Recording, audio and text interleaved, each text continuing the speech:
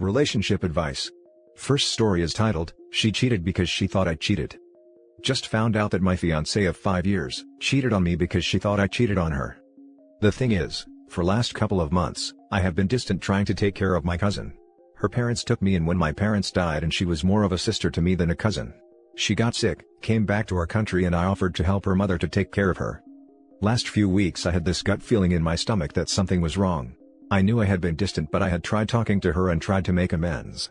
She said okay, but she was not into it. It was accompanied by a number of the usual red flags.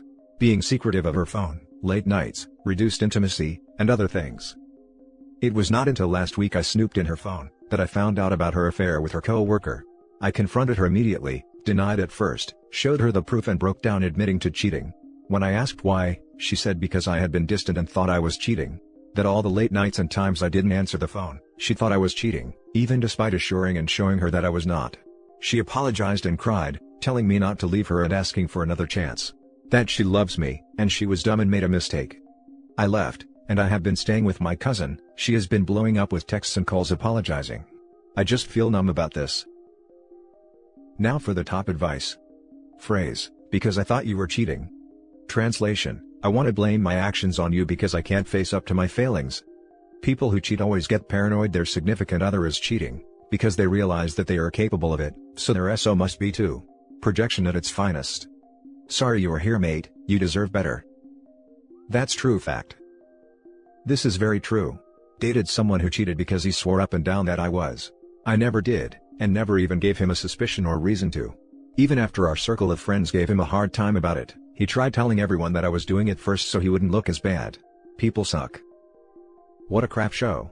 To even think that cheating on your partner is an appropriate reaction to him maybe cheating, tells a lot about the character of your fiancé.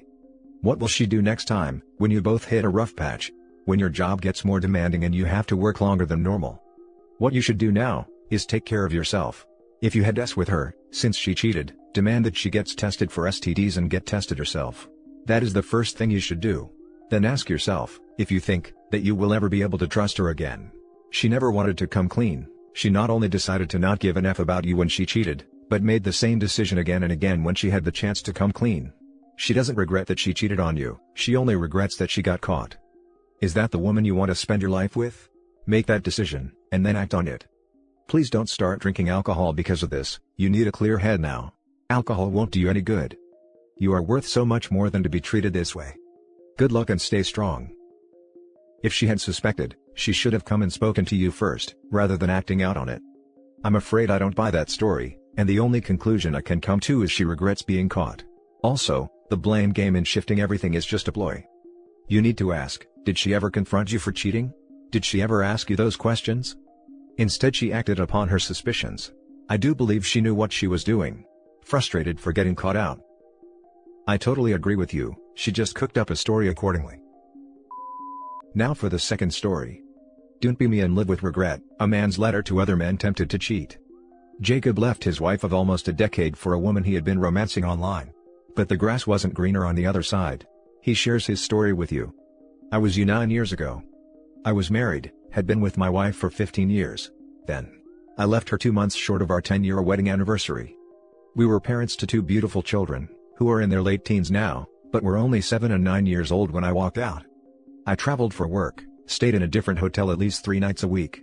That's how I met Eve. We got to know each other over time. We became Facebook friends. We sent messages to each other all day and night. She was also married, also had 2 kids. We had so much in common, we soon fell in love. I felt like she got me. This was all during a very trying time in my marriage. I wasn't happy, I didn't look forward to going home. My wife had put on weight, we hardly ever spoke, she always looked so miserable. Little did I realize that I was the reason she was so down and depressed. I didn't pay her any attention. I took her for granted. I was too busy wishing my life was more exciting, being romanced online, spending all of my free time thinking how I could get out. I believed she didn't love me. I convinced myself she never cared about me or my needs and wants and wishes, that all I was a paycheck. She spent her free time taking care of us, our kids, making our suppers, doing our washing, making lunches, doing homework, projects, shuttling kids to sport, taking care of the pets they loved so much, their friends, and had a job of her own on top of it all. Every time she spoke to me, all I heard was nagging and whining. But she was actually begging for my attention, a weekend away, a date night, a movie, everything I ended up doing with Eve behind her back and after I left my family. We argued and fought because we felt unheard by the other. And yet that was all we actually had to do, listen to each other. I moved to another province with Eve. My now ex-wife got custody of our kids. I saw them every second weekend, the usual dad setup.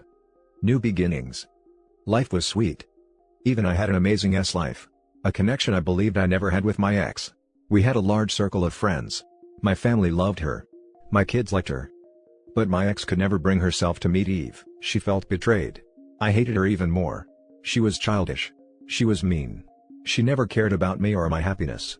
I didn't care about my ex's feelings when I posted photos of us on Facebook. I had even a whole new life and it was fantastic. We were together for about 6 or 7 years but never married. We believed marriage was not our thing. I believed that after 15 years with my ex, we'd given it all we could and our time together was up. There was nothing we could do to salvage our relationship or marriage. Eve was my future. Eve was who I should have been with all along. Eventually, no matter how well we got along in the beginning, no matter how well I thought she got me, no matter how good the was, the honeymoon came to an end. Eve and I started snapping at each other. Little fights here and there. I had a moment of pure realization one night, at about 2 a.m. I realized that I missed the woman who created my first home and family. I realized that if I'd treated my ex-wife the way I'd treated Eve, used the hours I spend wooing Eve on my ex, she'd have bloomed. If I'd stopped being negative about her and our relationship to my family and friends, they wouldn't have been so negative to her and she wouldn't have pulled into herself and shied away. She became someone I convinced myself I no longer knew or got along with because I never gave her the time and affection and attention she craved and deserved. I thought I had, but when I got down and really thought about it, I never really did. I never really let her in. I had ended my marriage years before with the simple decision that she was no longer who, or what I wanted. And I'd convinced my family and friends the same, that she was no good for me. Regret sets in. But I was wrong. I missed the best years of my kids' lives. Missed being a family with them. I let their mother battle with raising them alone. Yes, I helped financially, but a man living outside his family has no real idea what the costs are on the single mother. While even I ate steaks on the weekends, my ex-wife was living on egg and toast. And do you know that she never complained? She never demanded more money out of me. She never stopped me from seeing the kids. Never said no if I changed plans on her at the last minute. She gave up her weekends so that my mother could spend time with her grandchildren. She left me to get on with my life with Eve, even though it must have killed her. Like any relationship, it had started out good, great in fact, but when it go bad, I decided to leave. I walked out and divorced a woman who, and I can only see this now, would have done anything for me. But I told myself she wouldn't or couldn't. My ex-wife stayed single for 8 years. She dated but never got involved. Her being single was also a kind of affirmation for me, that no one wanted her, that everything I'd decided she lacked, so did other men. She actually stayed single to focus on our children. Too late. And then came the day she met Craig. I never thought it would bug me in any way if she got a boyfriend. I thought it would be great. But I was very wrong. I felt hurt. I felt jealous. I even felt angry and maybe betrayed. She moved in with Craig, along with my kids. She set up a new home. A new family, with my kids.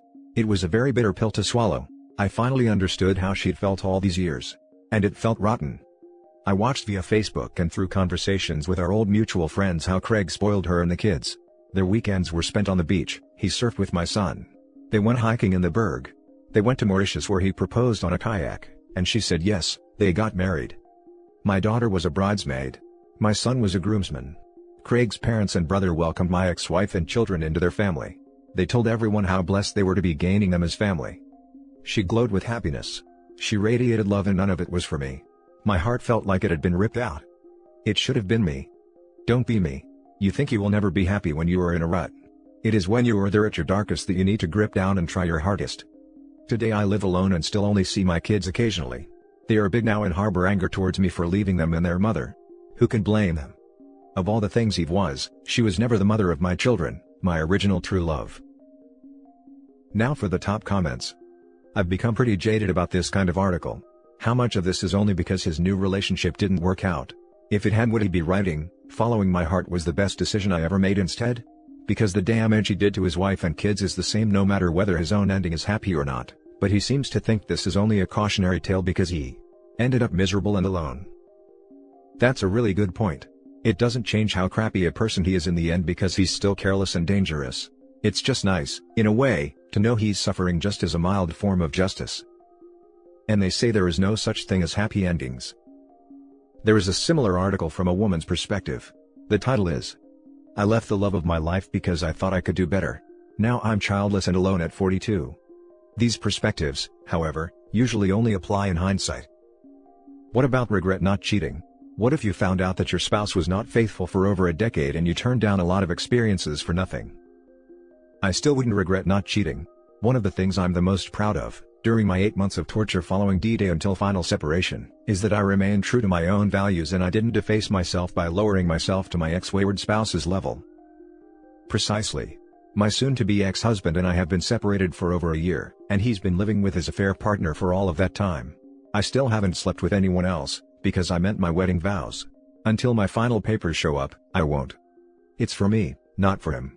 It's about staying true to my word. Girl. I'm with you. I rage-screamed in my soon-to-be ex-wife's face that I wasn't dating anyone out of respect for my own values, not for her, because she doesn't deserve it. I get you. I love being at peace with myself, that's true harmony. Now for the last story. My boyfriend's upset I cut my ex-best friend off for dating my ex. I've been with my boyfriend for a year. He's great and our relationship is great. My ex-best friend and I have known each other since middle school and used to be inseparable. For the past few months, she's been acting really distant and we haven't been hanging out as much, but I just thought she's busy with work and there is a quarantine.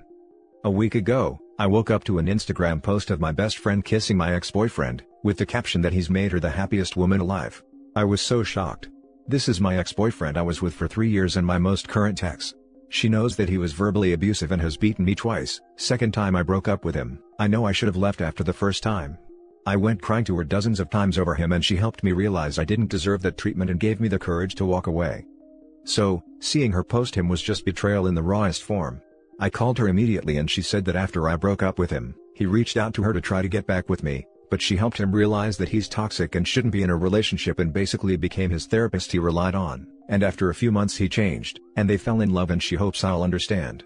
She then asked me if I was still hosting her birthday party in a few weeks, and that she wants me and my ex to be cordial because we'll be around each other from now on. I hung up and proceeded to block her everywhere. I'm never planning to talk to her again.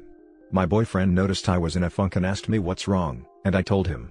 I thought he would understand that I'm more upset at my friend's betrayal, but he seems more focused on my ex and says that I must still have feelings for him if I was willing to cut my best friend off. I told him that I don't have feelings for my abuser, and I'm offended he would say that, but of course anyone would cut their best friend off if they dated an ex. I then saw he started liking his ex's pictures all from the past month, and when I asked him why, he went on a binge liking spree. He said that I have no room to talk since I still want my ex. He's very upset and hasn't replied to my messages all day. I have to deal with the betrayal of my best friend and now my boyfriend's pissed at me, and I feel like crap because I don't see how I'm wrong, but I don't want to play the victim. Now for the top advice. Your new boyfriend sucks. You're doing the best thing for yourself by cutting your best friend off. Your friend will end up the victim. It's perfectly okay to cut off someone who is dating your abuser. He abused you and you cried to her about it, only to find out your best friend is dating your abuser. It's traumatic and it's a betrayal. I think you should tell your boyfriend about what happened with your ex, if you haven't already. Then your boyfriend might be able to understand why you would cut her off. Since she's your best friend and dating your abuser, you would have to see your abuser anytime you see your best friend. That's unnecessarily reliving your traumas by seeing your abuser. Hopefully this helps and your boyfriend can see your point of view. If he doesn't understand, I would suggest reconsidering the future of this relationship. Especially since he did something petty to hurt you because he thinks you still have feelings for your ex. I think that alone is enough to reevaluate this relationship. So, speak to him. Explain your side and what your ex did to you that makes you want to go no contact in every way possible, which includes cutting off your best friend because she's dating him. It's more of you keeping your ex out of your life by blocking your best friend. If he still thinks you have feelings for your ex and doesn't apologize for his petty behavior of liking his ex's photos, then please think about whether this relationship should continue.